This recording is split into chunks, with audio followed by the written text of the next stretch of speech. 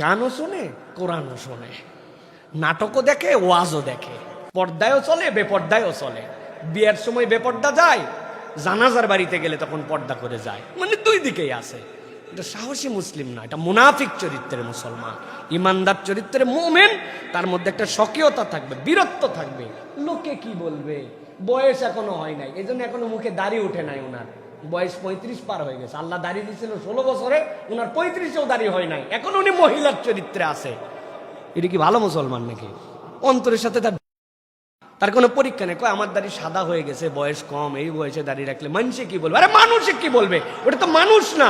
আল্লাযী ইউওয়াসবিসু ফি সুদুরিন নাস, ওটা মানুষ রূপী শয়তান, ঠিক কি না? যদি মানুষ হতো তাহলে তোমাকে কল্যাণের দিকে ডাকতো। মানুষ না, দেখতে মানুষ, আসলে শয়তান। অন্তরের নিজেকে থামানোর সাহস থাকা লাগবে। আমার চোখের গুণা, আমার কানের গুণা যদি কমে যায়, আমি 70% একজন ভালো মানুষ হয়ে যাব। কান দিয়ে শুনি নাই খারাপ কিছু, মুখ দিয়ে বলবো কি? আমি কার জন্য হুদায় গীবত করবো? আমি তো শুনি না এটা, আমি দেখি না এটা। তখন জিহ্বাও আপনার নিয়ন্ত্রণে চলে আসবে, তখন 90% প্রায় ক্লিয়ার।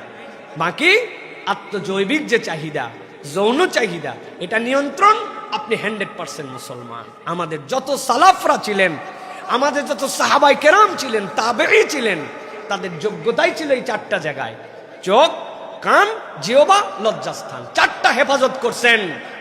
তাদের ব্যাপারে বলছে, এটা কি মানুষ না পাথর? তাদেরকে জেলের মধ্যে ঢুকায়া এইরকম উর্বশী রমণী পাঠাইছি, তাকায়ও না।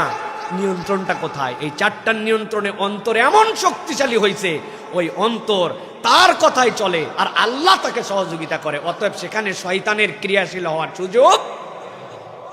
সুতরাং এটা আমাদেরকে মনে রাখতে হবে প্রিয় ভাইয়েরা।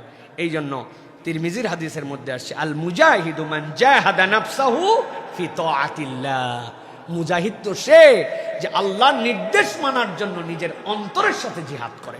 আমার মন যা চাইলো তাই করলাম, এইরকম মুসলমান কখনো সাহসী মুসলমান না। সে একটা কাপুরুষ বীর মুসলমান। আমার মনকে যদি ইলা বানাই, তবে আমার আল্লাহ কেমনে ইলা হলো? এই জন্য আপনাকে জিহাদ করতে হবে। এই জিহাদের জন্য এই কথা শুনতে হয়, দ্বীনের দিকে থাকতে হয়। তাহলে আল্লাহ রাব্বুল আলামিন আমার অন্তরে স্পিড দিবেন। এটা ফাযাক্কির ফাইন্না যিকরা তানফাউল মুমিনিন। এই জিকিরের দ্বারা আপনার অন্তরের মধ্যে সাহস আল্লাহ রাব্বুল আলামিন ঢুকাই দিবেন। পরিবর্তন এখান থেকে হওয়া শুরু হবে।